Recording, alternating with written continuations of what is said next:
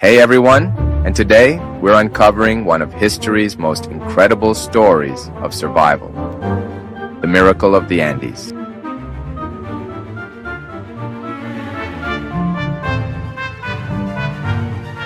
October the 12th, 1972, a small plane lifted off from Uruguay, South America, carrying 45 souls bound for Santiago, Chile. Among them, a team of rugby players and their friends and families. The Andes, the world's longest and one of the highest mountain ranges, majestic yet deadly, they would soon become a battlefield between life and death. The flight was routine, just 3 hours from Uruguay to Santiago, but storms were brewing high above the mountains. On that fateful day, turbulence forced the pilots to make a decision.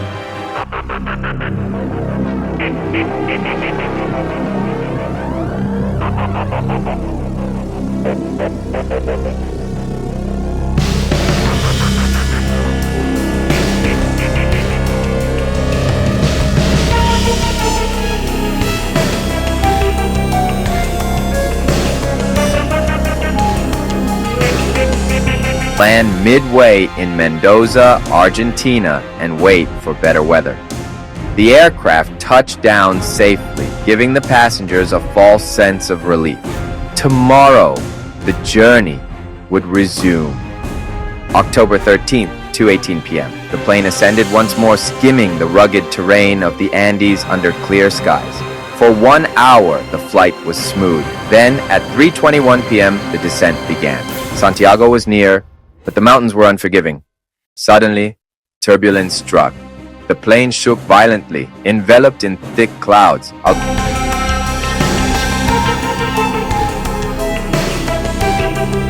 Alarms screamed. Passengers laughed nervously, unaware of the imminent catastrophe. A glimpse of the clouds part revealed a terrifying truth. They were heading straight for a massive peak.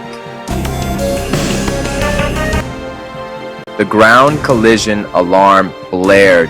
Full power was applied, but it was too late. The rear collided with the mountain. 3 passengers were thrown into the void. The plane jolted upward and then began its descent. Seconds later, the left wing broke. More lives were lost to the icy abyss. Only the front section remained intact. At 350 kilometers per hour, the wreck hurtled down a glacier for 700 meters, finally crashing amidst the snow and ice. At 3,570 meters, the aircraft lay shattered. Miraculously, 33 of the 45 passengers survived. Among them were 19-year-old Roberto Canessa and 20-year-old Gustavo Zerbino, both medical students. They immediately began tending to the wounded. Fernando Parrado, just 23, lay in a coma.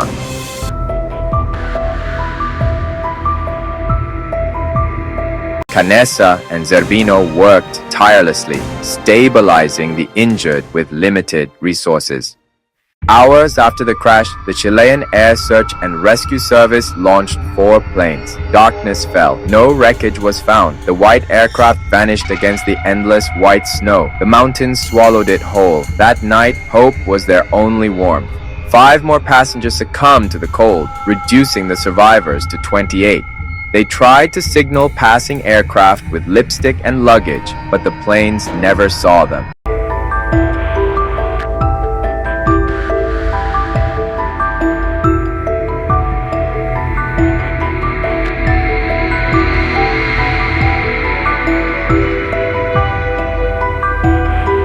October 15th, water was scarce. Resourceful Fito Strauch fashioned a solar collector from a metal sheet, melting snow for drinking water. Ingenious measures kept the survivors alive. Every scrap, every material turned into a tool against the cold. 3 days after the crash, Parrado awoke.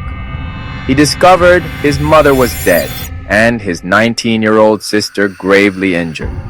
Despite his exhaustion, he nourished her, but 8 days later, she succumbed. The harsh truth of survival had begun to sink in. Supplies dwindled, chocolate, jam, peanuts, barely enough to sustain life.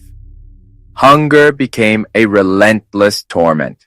They tried eating cotton and leather, anything, but it made them sicker. With starvation looming, they made an unimaginable choice to eat the deceased. Friends, classmates, family, they faced the ultimate moral dilemma. Survival demanded impossible decisions. On October 29th, a massive avalanche struck. 8 lives were lost.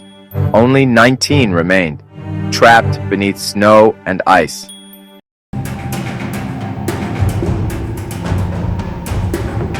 Using a metal pole, they carved a tunnel, clawing their way to the surface. Relief was fleeting. Another storm approached. For 3 days, they waited, enduring the bitter cold, realizing that no one was coming to save them. The strongest decided to venture outward. Rations, clothes, and determination were their only allies. They estimated the crash site west of Curico, Chile. Their calculation was fatally wrong. The Andes stretched endlessly before them. December 12th, Parado, Canessa, and Vizintin ascended the icy peaks with no mountaineering gear, just hope and sheer will. To fight the cold, Parado wore layers upon layers, 3 sweaters, 3 jeans, 4 socks, and plastic over his feet. Oxygen was scarce, terrain treacherous. Every step forward was a battle against the mountain itself. Nights were spent stitched together in a shared sleeping bag, close enough to preserve body heat. Days passed. The horizon offered no relief, just more snow, ice, and mountains. Finally, 2 snow-free peaks appeared, a fragile beacon of hope. They pressed on. They reached a river valley, a rare sign of life. The downhill journey became slightly easier. After 9 grueling days, signs of human presence emerged. They had walked 61 kilometers over 10 days. A farmer finally noticed them across the river. Communication was primitive, but hope sparked anew. For the first time, a lifeline reached the outside world. A simple message carried the weight of 2 months of survival and despair. The farmer, Sergio Catalan, realized the impossible. Survivors from a plane crash 2 months earlier, still alive in the Andes. Shock and disbelief washed over him. Without hesitation, Catalan rode for hours to alert the authorities. The army headquarters in Santiago were informed. Rescue was now within reach.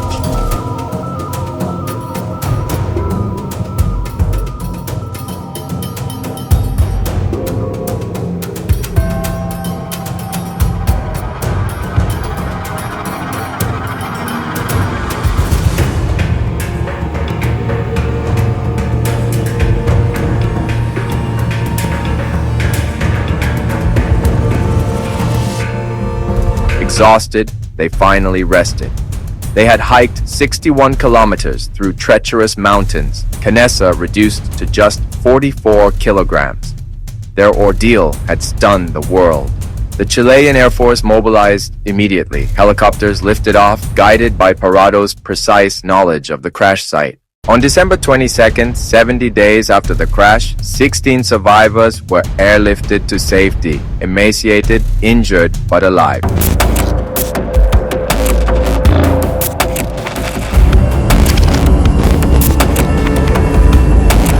The Andes had claimed much, but not all. Altitude sickness, malnutrition, broken bones, yet they endured. Their survival became a symbol of hope, resilience, and the unbreakable human spirit.